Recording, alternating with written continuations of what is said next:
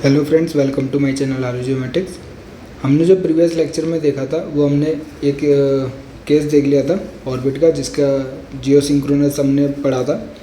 और आज उसका जो हमने स्पेशल केस था जियो स्टेशनरी, वो भी हमने देख लिया था। आज हम स्टार्ट करेंगे सन सिंक्रोनस। ये भी इम्पोर्टेंट टॉपिक है हमारे पास एग्ज़ाम पर्पज़ के लिए, तो इसको जो है अच्छे से समझेंगे। तो स्टार्ट करते हैं। Polar orbits have an inclination of 90 degree with respect to the equatorial plane of the earth. तो इसके बारे में पहले क्या पोलर ऑर्बिट के बारे में बताया गया। जैसे जियो सिंक्रोनस और इक्वेटर का जो पैरेलल था वो हमारे पास जियो स्टेशनरी ऑर्बिट बताया था। और हमारे पास जब इक्वेटर के साथ 90 डिग्री बनाता है, जो इक्वेटोरियल प्लेन है उसके साथ 90 डिग्री अगर रहेगा, तो अगर आप देखोगे 3D डायमेंशनल में, अगर इसको काटा है, ये इक्वेटर है हमारे पास, ये पॉइंट, ये इक्वेटर है लाइन, तो ये कुछ एंगल पे होगा, ये कुछ एंगल पे, तो ये जो 90 डिग्री पे एंगल बन रहा है, इसके कहने का मतलब क्या है कि ये जो इस ऑर्बिट में घूमेगा और सैटेलाइट, तो वो जो 90 डिग्री इंक्लिनेशन है इक्वेटोरियल प्लेन के साथ, वो हमारे पास कौन सी ऑर्बिट होती है? पोलर ऑर्बिट होती है हमारे पास। A polar orbit is a satellite orbit that passes close to the both poles of the earth. तो इसको पोलर ऑर्बिट इसलिए भी कहा जाता है क्योंकि हमारे पास जो भी ऑर्बिट होता है, जैसे हमारे पास ये अर्थ है, तो यहाँ पे नॉर्थ पोल हुआ और यहाँ पे हमारे पास साउथ पोल हुआ, दोनों पोल्स के थ्रू पास करती है, तो वो हमारे पास पोलर ऑर्बिट कहलाती है। As the name suggests, polar orbit passes over the earth polar region from north to south. During a 12-hour day, a satellite in such an orbit can observe all points on the earth. अब जैसे कि हमारे पास ये अर्थ है, इसका rotation भी होता है वेस्ट टू ईस्ट, तो रोटेशन की वजह से और ये जो रिवॉल्यूशन हो रहा है सैटेलाइट्स का इस पोलर ऑर्बिट में, तो 12 घंटे में क्या होता है, हाफ डे के अंदर ये जो अर्थ के रोटेशन की वजह से जो भी सैटेलाइट्स होती है उसकी रिवॉल्यूशन की जो भी अपने ऑर्बिट में मूव कर रही है, और इसके रोटेशन की वजह से, दोनों की वजह से क्या होता है कि जो अर्थ होता है उसके एक एक पॉइंट को हमारे पास सैटेलाइट विजिट कर लेती है। तो आप देखोगे दोनों का अगर रेस्पेक्टिव जो रहेगा वो चेंज रहेगा, ये रोटेट कर रही है और ये हमारे पास मूव कर रही है ऑर्बिट के अंदर सैटेलाइट्स, और अर्थ रोटेट कर रही है। तो अर्थ का जितना भी एरिया होता है वो सारा का सारा कवर हो जाता है 12 आवर्स के अंदर। The satellite moving in A polar orbit is called polar satellite. जो सैटेलाइट्स होती हैं पोलर ऑर्बिट के अंदर वो पोलर सैटेलाइट्स कहलाती हैं। The satellites always follow the same orbits.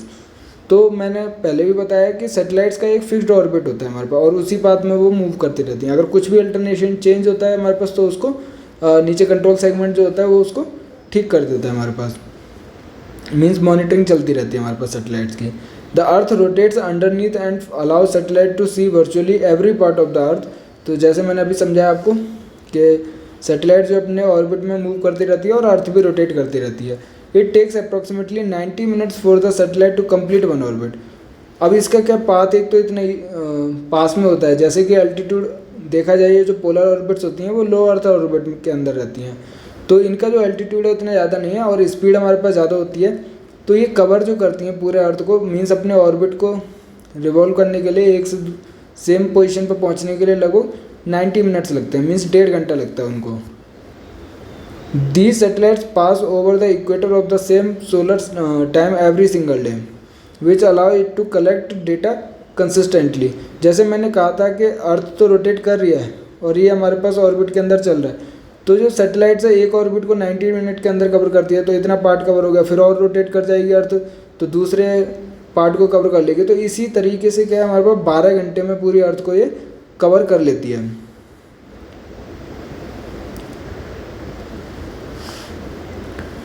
और इसके कहने का मतलब है कि जो ये सैटेलाइट्स होती हैं इक्वेटर के ऊपर, मीन्स ये अर्थ है और इक्वेटर है, तो जब ये अर्थ किसी एक पर्टिकुलर जगह पे, जैसे इस पॉइंट पे देखा जाए, तो ये रोटेट तो करती रहेगी अर्थ जो है, और सैटेलाइट्स मूव भी करती रहेगी, अपने ऑर्बिट को 90 मिनट्स में कवर करेगी। तो देखा जाता है कि सेम पोजीशन को, इक्वेटर की सेम पोजीशन पे जो ये सैटेलाइट्स पहुंचती हैं, मीन्स अगर इस एरिया को कवर करना है अर्थ का और सैटेलाइट्स यहाँ पर पहुंचना है इक्वेटर के ऊपर, तो अगर आज 11 बजे पहुंच रही है तो कल भी 11 बजे पहुंचेगी, मीन्स सेम टाइम पर हमारे पास सैटेलाइट्स पहुंचती है। इस तरीके से इसका पाथ बनाया जाता है और इससे डेटा क्या हमारे पास कंसिस्टेंटली कलेक्ट होता रहता है। These orbits the orbits are low altitude orbit, जैसे मैंने बताया लो अर्थ ऑर्बिट के अंदर रहती हैं, इनका एल्टीट्यूड ज़्यादा नहीं रहता, 200 से 1000 kilometre above the earth surface. The satellites offer the best views of the planet particularly of areas that are often difficult to cover. तो सैटेलाइट को क्या रिमोट सेंसिंग पर्पज़ पर भी ज़्यादा यूज़ करते हैं, वो लो अर्थ ऑर्बिट के अंदर रहते हैं। जो अर्थ ऑब्जर्वेशन के लिए रहती हैं वो जनरली लो एल्टीट्यूड मीन्स पोलर रीजन में रहती हैं। तो जो एरिया हम इनएक्सेसिबल होते हैं मीन्स हम उसमें जा नहीं सकते, तो वो क्या हम सैटेलाइट से कवर कर लेते हैं। Polar orbit satellites are used for reconnaissance and earth observation, जैसे मैंने बताया अर्थ ऑब्जर्वेशन के लिए अगर ज़्यादातर देखा जाए रिमोट सेंसिंग के लिए तो वो पोलर रीजन के अंदर रहते हैं, पोलर ऑर्बिट सैटेलाइट्स होती हैं। They are also use for measuring ozone concentration के लिए भी है इन द स्ट्रेटोस्फेयर और measuring temperatures in the atmosphere. तो टेम्परेचर और ओजोन का कंपोजिशन कितना है उसको मेजर करने के लिए हमारे पास पोलर ऑर्बिट की जो सैटेलाइट्स होती हैं वो यूज होती हैं। Polar orbits are also sometimes use for weather satellites, कभी कभी क्या है वेदर मॉनिटरिंग के लिए भी इनका यूज किया जाता है। तो ये आपको अगर स्कीमेटिक डायग्राम देखना है तो सिंपल सी चीज़ है, ये अर्थ रोटेट करेगी ईस्ट टू वेस्ट और ये हमारे पास अपने पाथ में मूव कर रही है। तो ये मूव कर रही है, रोटेट कर रही है, इसीलिए हमारे पास ये सैटेलाइट्स क्या है पूरे अर्थ को कवर कर लेती है। तो 12 घंटे में जनरली देखा गया है कि पूरे अर्थ को कवर कर लेती है। Ideally all satellite images should be acquired under uniform illumination condition so that the features presents in images of same area taken on different days shows the changes in ground condition rather than changes in conditions of observation। तो अगर सन synchronous का मतलब है कि देखिए जैसे मैंने equator का बताया था कि आज 11 बजे तो कल भी वो सैटेलाइट जो है वो 11 बजे उसी पोजीशन पर रहेगी, तो सेम एरिया को वो कैप्चर करती रहती है। तो सेम एरिया को कैप्चर करती है तो इससे ये पता रहता है कि कितना मीन्स हम किसी पर्टिकुलर एरिया को मॉनिटर कर सकते हैं कि अगर कोई बिल्डिंग बन रही है तो आज इमेज ले ली और फिर उसके बाद हमने 1 महीने बाद 2 महीने बाद 1 साल बाद ऐसे इमेज लेके उसको मॉनिटर कर लिया कि वो बिल्डिंग बनी नहीं बनी। मीन्स मैं एक एग्जांपल दे रहा हूँ, वैसे मॉनिटरिंग करने के लिए तो कोई भी चीज़ हम मॉनिटर कर सकते हैं। हम एक कंट्री के ऊपर बैठे बैठे दूसरी कंट्री पर नज़र रख सकते हैं। तो ये सारी चीज़ें आजकल बहुत एडवांस हो चुकी हैं और वो सब चीज़ें चलती भी हैं अभी। However in reality satellite image और different dates very because of difference in latitude, time of day and season resulting into different illumination condition। तो बहुत सारे फैक्टर्स भी होते हैं अगर इमेज ले रहे हैं तो वो सब चेंजेस होने की वजह से क्या एरर भी आ सकता है।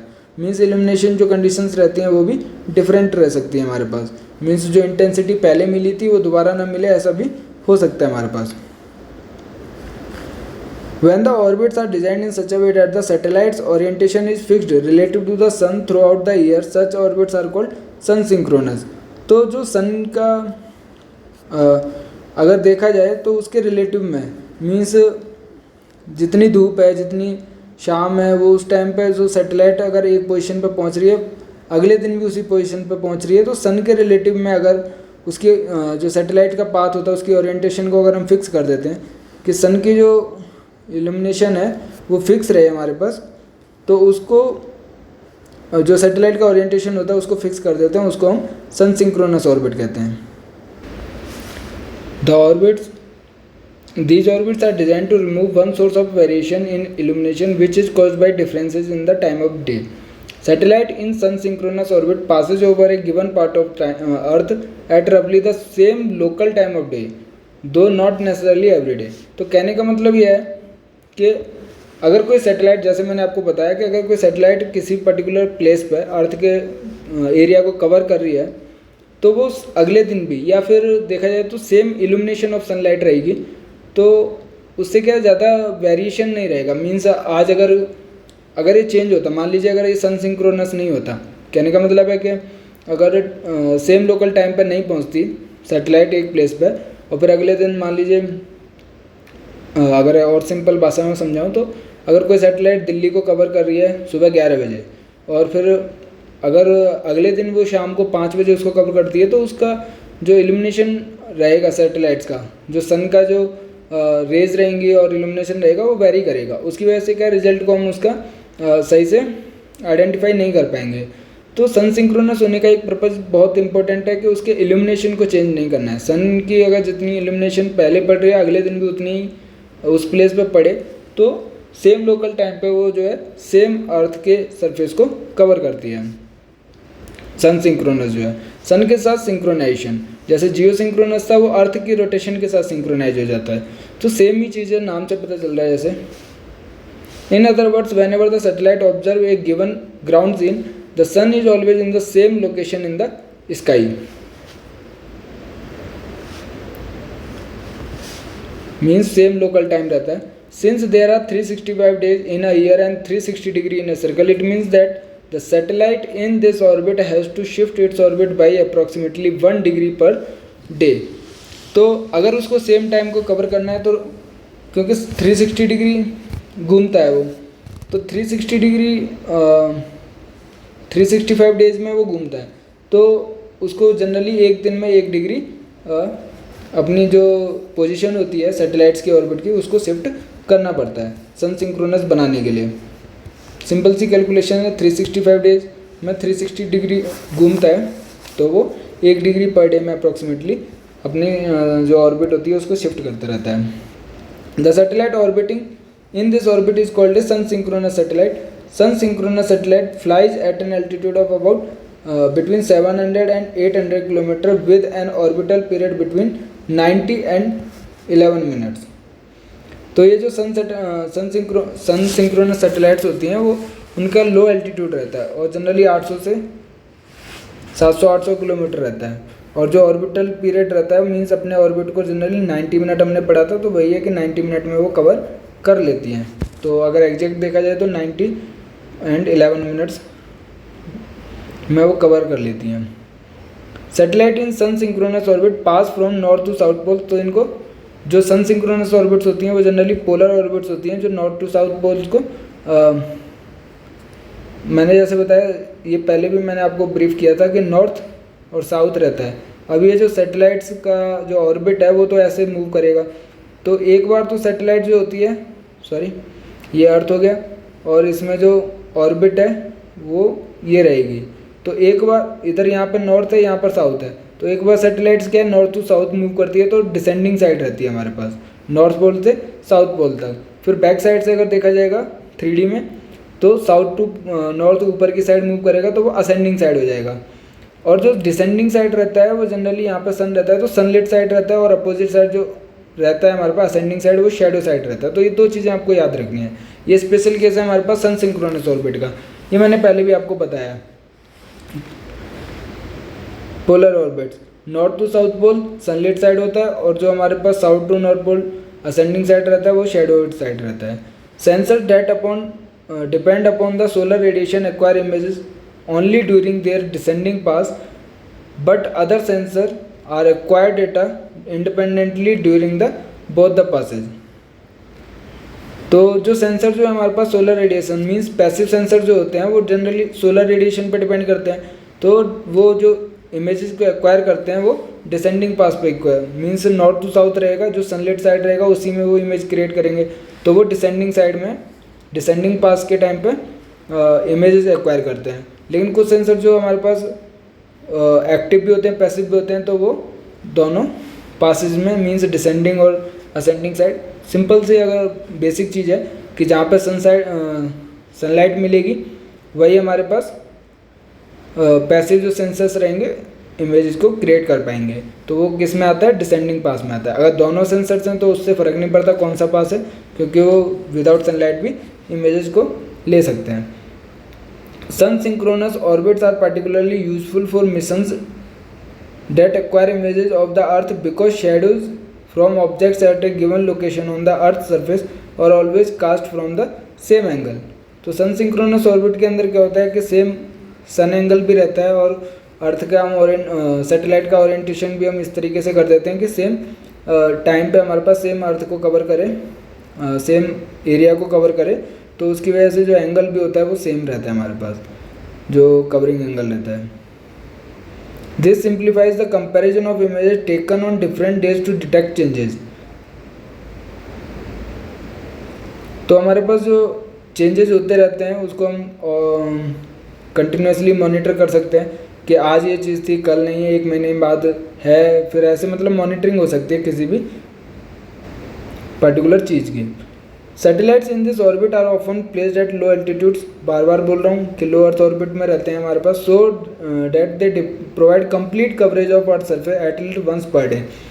वैसे तो मैंने आपको बताया कि जो पोलर ऑर्बिट्स होती हैं वो जनरली 12 आवर्स में हमारे पास अर्थ को कवर कर लेती हैं, बट कहने का मतलब है कि एटलीस्ट एक दिन में एक बार तो पूरे अर्थ को कवर कर लेते हैं, क्योंकि अर्थ का रोटेशन भी रहता है और जो रिवॉल्यूशन रहता है सैटेलाइट्स का वो भी साथ के साथ रहता है। और ये ऑर्बिट को जो सैटेलाइट कवर करती है वो अप्रोक्सीमेटली 90 मिनट में करती है, तो पूरे अर्थ को वो दिन में एक बार तो कवर कर ही लेती है।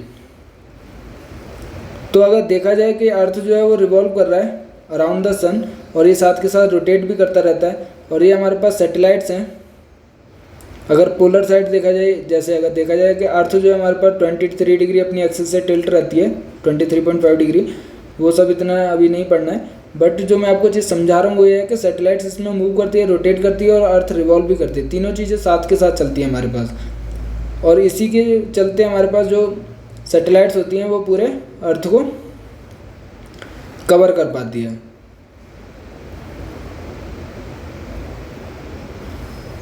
और ये हमारे पास सन सिंक्रोनस मीन्स देखिए यहाँ हमारे पास ये रिवॉल्व कर रही है, अर्थ जो है रोटेट कर रही है, और ये हमारे पास मूव भी कर रही है। तो इस तरीके से रहता है कि सैटेलाइट जो है हमारे पास सन के साथ सिंक्रोनाइज हो जाती है हमारे पास, कि अगर यहाँ पे धूप है हमारे पास तो यहाँ पर कल भी धूप रहेगी जब इस एरिया पे पहुँचेगी। तो कहने का मतलब सिंपल सी है कि जिस सेम लोकल टाइम से वो उस एरिया से पास थ्रू होती हैं।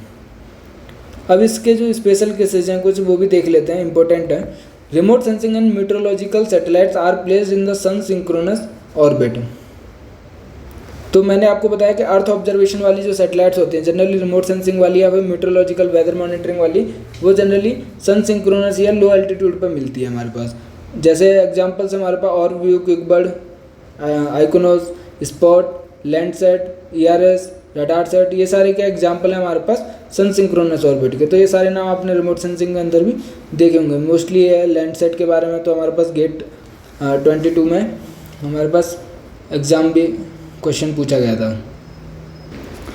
तो अभी क्या एक स्पेशल केस है हमारे पास सन सिंक्रोनस ऑर्बिट का, वो है हमारे पास डाउन टू डस्क ऑर्बिट।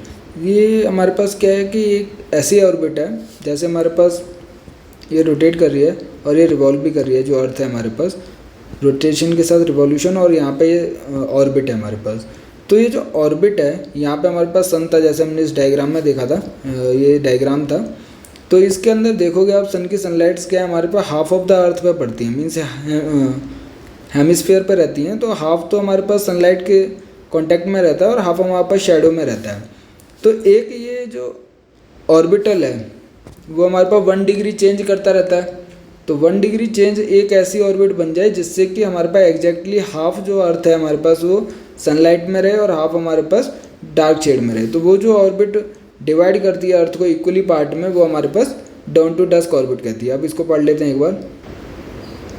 इसके अंदर है dawn to dusk is a special case of sun synchronous orbit in which the orbital plane of the satellite coincides with the plane that divides the half of the earth that is illuminated by the sun from the half that is dark। तो जो ऐसे मैंने बताया कि ये वो orbital plane है जो इक्वली हाफ ऑफ द अर्थ को हमारे पास सनलाइट के इल्यूमिनेटेड रहता है और जो हाफ है वो हमारे पास शेडो पोर्शन में रहता है हमारे पास। If the plane were aligned slightly differently the satellite would spend half of its time in full sunlight and half in shadow, but a dawn to dusk orbit allows the satellite to always have its solar panels illuminated by the sun। तो dawn to dusk के अंदर क्या है कि जितनी भी satellites होती हैं ऑब्वियसली उसका जो पैनल सोलर पैनल रहता है वो सोलर के सन के कांटेक्ट में रहता है। तो ये जो ऑर्बिट है और यहाँ पे सन है हमारे पास, तो यहाँ पे जो सैटेलाइट है वो सन के कांटेक्ट में रहेगा, तो सोलर पैनल जो रहते हैं वो हमेशा इल्यूमिनेटेड बाय द सन रहते हैं। डाउन टू डस्क जो ऑर्बिट रहती है, अगर थोड़ा सा भी चेंज होता है इसका तो मतलब कि ऐसा होता है कि पूरी सैटेलाइट जो है हमारे पास उसका जो पूरा ऑर्बिटल पीरियड है या तो शैडो साइड हो जाता है या फिर हमारे पास फुल सनलाइट में हो जाता है। बट डाउन टू डस्क के अंदर क्या है कि जो सैटेलाइट का जो सोलर पैनल रहता है वो हमारे पास इल्यूमिनेटेड बाई सन रहता है। फॉर एग्जाम्पल क्या है हमारे पास, Canadian Radarsat earth observation satellite, वो हमारे पास डाउन टू डस्क ऑर्बिट में मूव करती है to keep their solar panel facing the sun constantly, so they can rely primarily on the solar power rather than battery. Means कि वो हमारे पास passive जो सेंसर्स रहेंगे वो हमेशा पैसिव सेंसर से यूज करते हैं, एक्टिव नहीं रहते, खुद का सोर्स नहीं रखते या फिर बैटरी नहीं रखते हैं हमारे पास। डाउन टू डस्क ऑर्बिट का एक बहुत अच्छा मीन्स एप्लीकेशन है हमारे पास। As you know the earth is not a perfect sphere, the bulging near the equator causes additional gravitational force to act on the satellite. This causes satellite orbit to either proceed or recede. These orbits are used for satellites that need a constant amount of sunlight. Satellites that take picture of Earth would work best with bright sunlight, while those which measure long wave radiation would work best in complete darkness. Generally, these orbits are used for Earth observation, solar study, weather forecasting, and reconnaissance. कहने का मतलब है कि हमारे पास जैसे satellite जो अर्थ है वो परफेक्ट स्फीयर नहीं है, इलिप्सॉइड है, या फिर हमारे पास पोलर रीजन कम रहता है और इक्वेटर बड़ा रहता है हमारे पास। तो जैसे जैसे इक्वेटर के पास जाएगा तो मैग्नेटिक फील्ड, ग्रेविटेशनल फोर्स है वो भी इंक्रीज होता रहता है, तो सैटेलाइट्स को वो हमारे पास थोड़ा इफेक्ट करता है। हमारे पास जो भी उसका ऑर्बिटल पाथ रहता है वो थोड़ा इफेक्ट रहता है, तो प्रोसीड हो जाएगा, रिसीड हो जाएगा, वो डिपेंड करता है ग्रेविटेशनल फोर्स के ऊपर। बट हमारे पास कहने का मतलब है कि जो सैटेलाइट्स कॉन्स्टेंटली सनलाइट के अंदर हैं वो हमारे पास अच्छी इमेज लेती हैं एज़ कम्पेयर टू अदर जो मीन्स कम इल्यूमिनेशन मिल रहा है उनको सनलाइट के थ्रू। तो ऑब्वियसली जो भी नेचुरल सोर्स रहता है सनलाइट का, एनर्जी का जो नेचुरल सोर्स है, उससे हमारे पास इमेजेस अच्छी क्रिएट होती हैं, न कि हमारे पास जो कम सनलाइट मिलती है हमारे पास। तो जो हमारे पास रिमोट सेंसिंग पर्पज़ के लिए सैटेलाइट्स यूज़ करते हैं हम जनरली ब्राइट सनलाइट के केस में यूज़ करते हैं, और अगर हमारे पास माइक्रोवेव और वो जो रडार हमने पढ़ा है वो सब हमारे पास कंप्लीट डार्कनेस में उसको यूज़ कर सकते हैं। ये भी चीज़ हम अभी आगे देखेंगे, एक्टिव सेंसर कौन से होते हैं, पैसिव सेंसर्स होते हैं, कौन सी रेंज ऑफ वेवलेंथ इफेक्टिव रहती है, किस एप्लीकेशन के लिए हम कौन सा रेंज ऑफ वेवलेंथ यूज़ करते हैं। तो कहने का मतलब वही है कि जो अगर हम नेचुरल सोर्स को यूज़ कर रहे हैं तो जो अर्थ की जो सन की जो सनलाइट है उससे हम एनर्जी सोर्स यूज कर सकते हैं, और वो हमारे पास अर्थ ऑब्जर्वेशन के केस में ज़्यादा अच्छा रहता है। और अगर हम रडार या फिर लॉन्ग वेव रेडिएशन यूज कर रहे हैं, माइक्रोवेव यूज कर रहे हैं, तो वो हमारे पास डार्कनेस मीन्स एक्टिव सेंसर भी यूजफुल रहता है। तो डिपेंड करता है कि हम किस एप्लीकेशन किस पर्पज़ के लिए यूज कर रहे हैं हमारे पास। तो जनरली ये जो ऑर्बिट्स हैं पोलर ऑर्बिट्स वो अर्थ ऑब्जर्वेशन के लिए, वेदर फोरकास्टिंग, रिकनेसेंस या सोलर स्टडी के लिए यूज करते हैं। अब जो मैं बात कर रहा था एक्टिव सेंसर, पैसिव सेंसर, वो हमारे पास किसके अंदर आएंगे, सेंसर सिस्टम के अंदर।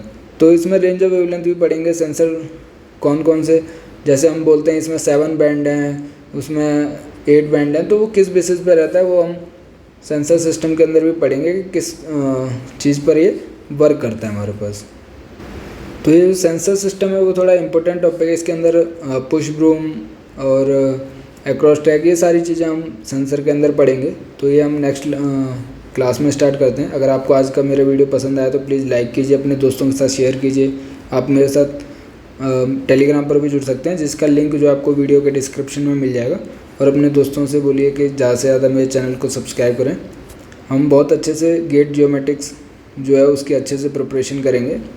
मैं काफ़ी चीज़ें अभी आगे लेकर आने वाला हूँ, तो जैसे जैसे टाइम रहेगा, जैसे जैसे सिलेबस कवर होता जाएगा, तो आपको बहुत सारी यूज़फुल चीज़ें भी मैं आपको प्रोवाइड करता रहूँगा।